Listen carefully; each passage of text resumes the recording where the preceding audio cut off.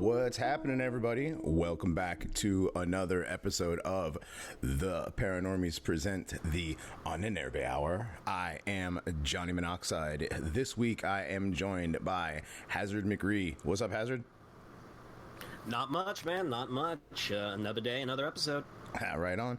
And Mr. Adam Haight. What's happening? What's going on? Same shit. Working. Skinny Adam's got a job. And right.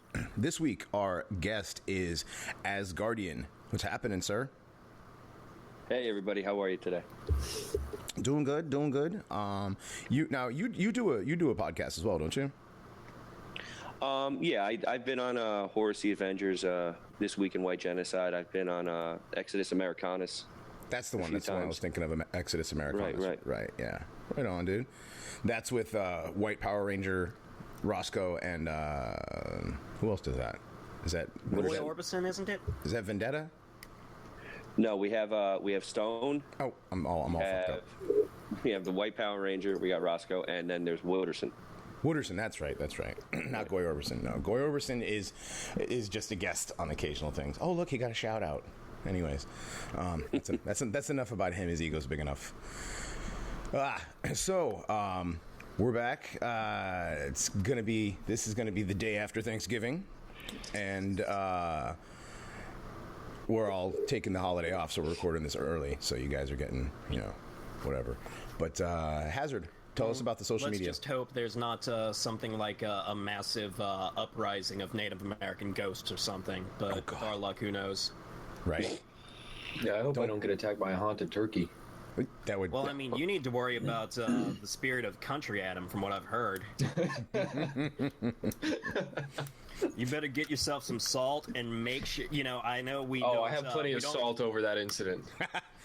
Adam's plenty salty. We don't approve of kosher products generally, but make sure if you're getting salt. Actually, the place I work, it's not iodized. The place I work doesn't serve any kosher or halal food. Pretty stoked about that. That's kind of cool, actually. I mean, you guys don't eat challah? Challah? No. Challah bread? Yeah, you guys don't eat the challah? No. Hey, bread is bad, right? Carbs, keto, all the way. I don't know, whatever. I got yelled at. Yeah. I got yelled at for having a piece of toast yesterday, so whatever. I got shamed. Hey, at least you didn't have a toast sandwich. I got carb shamed. Yeah. By who? Weave, of all people. Come on. I'll tell you. I got carb shamed by Weave. The guy who's drinking 24/7, like expensive, delicious horseradish vodka. Yeah. Ken from Intersectional Alt-Right, bro. He's like adamant about not having any carbs. I'm like, you're gonna die. I'm like, you need to have. You're gonna have no energy. You're gonna get attacked by a Jawa, and you're just gonna fall over. You gotta have there's good carbs too. I mean, you can't be sitting there eating loaves of white bread. Right. But there's good things that you can. Wait, you shouldn't. You also should be training 5 times a day for 2 hours. That's right. Got a clip. That's right. It's the only way to do it. All right. So 5 times a day. I'm saying that's a. Yeah. I don't know about training, but I know about 5 times a day. All right. Speaking of 5 times a day, how often do you check the Twitter, Hazard? Oh, well, I actually do check it pretty often. We've been getting a lot of shout-outs after our episode on the Nephilim. Our Twitter handle is @the_paranormies. Our email is paranormiespresent@gmail.com. And if you want to throw us some donations, you can send them to our PayPal at the same. And we do have a Facebook page, too. It's the Paranormies Present the Unnerbe Hour. Yep. So we're all over all the social media.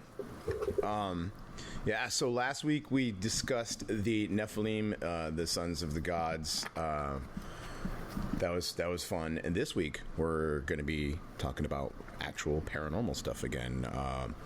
Asgardian has a very interesting story to deal with. To do with ghosts and ghosts plural and ghost removal services. So I hear ghost removal isn't nearly as simple as kebab removal. No, unfortunately, it's not. Kebab removal is pretty easy. Yes. Yeah. kebab removal was pretty clean cut. And you don't have to worry about ghost removal after kebab removal because kebabs don't have souls. No. They're not real people. You're just a bunch of camel fuckers. No. Yeah, ghost removal is a lot more complicated, unfortunately, and can take multiple times. Oof. Spirit removal, I mean, whatever you want to call it. Sometimes you can aggravate them too, which actually that doesn't sound pleasant. No, which actually took place. Really wasn't a pleasant experience. So why don't you go ahead and start at the beginning? Okay, well, I'll start off how we wound up acquiring the house. My wife and I, we had our second child. Neither one of them were in school yet, and we didn't want to live in the town we were in anymore. We didn't want our kids going to school in that school system. So we decided to get to a place with good schools, right? And I'm getting that you fled from one kind of spook and ran into another kind entirely. Right. We committed white flight, if you may. So we got the house and we got settled in. We were painting and we were putting air conditioners in because it was the dead of summer. We don't have central air.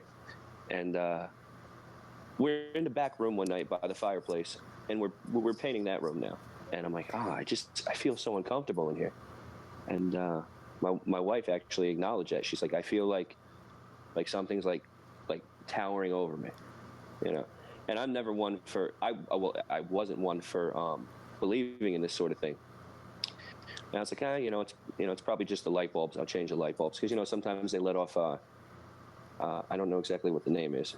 Some sort of electromagnetic. I'm not sure, but it makes you uncomfortable. And so I changed the light bulbs, and nothing happened.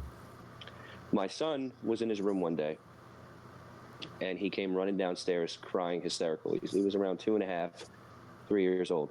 And I was like, well, what's wrong, buddy? And he didn't want to tell me. So he went and he talked to my wife, and he told my wife, and my wife came back to me. She said that he said someone punched him in the arm and said, get out. Wow. Now, this is coming from a 3-year-old. Wow. So I figured maybe he heard a noise, he got spooked. I didn't give it a lot of, I didn't put a lot of weight behind it because he's only 3 years old. So the next couple nights he slept in our room. And I would always think that I'm hearing when I'm laying down in my bed voices. So this had never happened to me before until we moved into this house. And I would hear conversations, but they were inaudible. I couldn't really make them out. Now, this was going on for like months at a time, and I didn't say anything to my wife because I didn't want to scare her. And I thought that it was maybe the air conditioners, ambient noise in the background. And I'm like, just let it go.